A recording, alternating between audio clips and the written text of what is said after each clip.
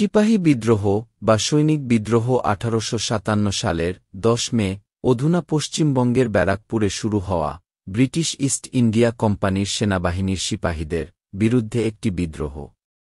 1857 সালের 29 মার্চের বিকেল বেলা ব্যারাকপুর সেনানিবাসে ব্রিটিশ ভারতের দেশীয় সেনাদের প্রশিক্ষণ চলছিল। প্রশিক্ষণে ব্যবহার করা হচ্ছিল বিতর্কিত এনফিল্ড রাইফেল।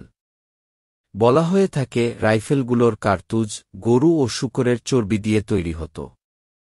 রাইফেলের কার্তুজ লোড করার সময় সেনাদের এই কার্তুজগুলো দাঁত দিয়ে খুলে লাগাতে হতো। হিন্দু ও মুসলমানদের ধর্ম নষ্ট করার জন্য ইংরেজরা এমন কার্তুজের প্রচলন করেছিল বলে ধারণা করা হয়। একজন সিপাহী প্রশিক্ষণের সময় চর্বিযুক্ত কার্তুজ ব্যবহারে অস্বীকৃতি জানান। তাকে গ্রেপ্তার করার চেষ্টা করলে তিনি বিক্ষুব্ধ হয়ে ইংরেজ অফিসারকেই গুলি করে বসেন। সেই সিপাহীর নাম মঙ্গল পাণ্ডে। লেফটেন্যান্ট বফকে গুলি করার সময় সৈনিকদের কেউ কেউ তাকে আটকানোর চেষ্টা করলেও বাকিরা মঙ্গল পাণ্ডের পক্ষ নেন। এই ঘটনার 1.5 মাসের মধ্যে সিপাহী বিদ্রোহ শুরু হয়। কালক্রমে এই বিদ্রোহ গোটা উত্তর ও মধ্য ভারতে অধুনা উত্তরপ্রদেশ, বিহার, মধ্যপ্রদেশ ও দিল্লি অঞ্চলে ছড়িয়ে পড়েছিল। এই সব অঞ্চলে বিদ্রোহীদের দমন করতে কোম্পানিকে যথেষ্ট বেগ পেতে হয়।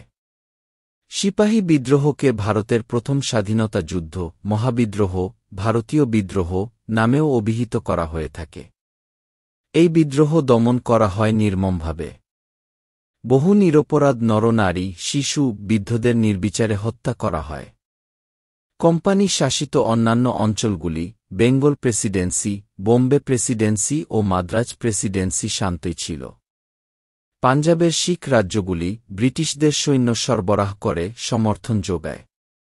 বড় দেশীয় রাজ্যগুলির হায়দ্রাবাদ, মহীশূর, ত্রিবাঙ্কুর ও কাশ্মীর, পাশাপাশি রাজপুতানার মতো ছোট রাজ্যগুলিও বিদ্রোহ থেকে দূরে থাকে।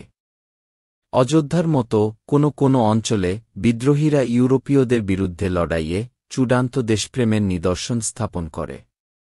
মঙ্গল পাণ্ডে, নানা সাহেব, তাতিয়াটোপি, ঝাঁসির রানী লক্ষ্মীবাই, কুনওয়ার সিং প্রমুখ সিপাহী বিদ্রোহের মহানায়ক হিসেবে পরিগণিত হয়। সিপাহী বিদ্রোহের পর 1858 সালে ভারতে কোম্পানি শাসনের অবসান ঘটে। ব্রিটিশরা সেনাবাহিনী, অর্থব্যবস্থা ও ভারতীয় প্রশাসন পুনর্গঠনে বাধ্য হয়। তখন ব্রিটেনের রানী ছিলেন রানী ভিক্টোরিয়া। ভারত প্রত্যক্ষভাবে ব্রিটেনের রানীর শাসনের অধীনে আসে।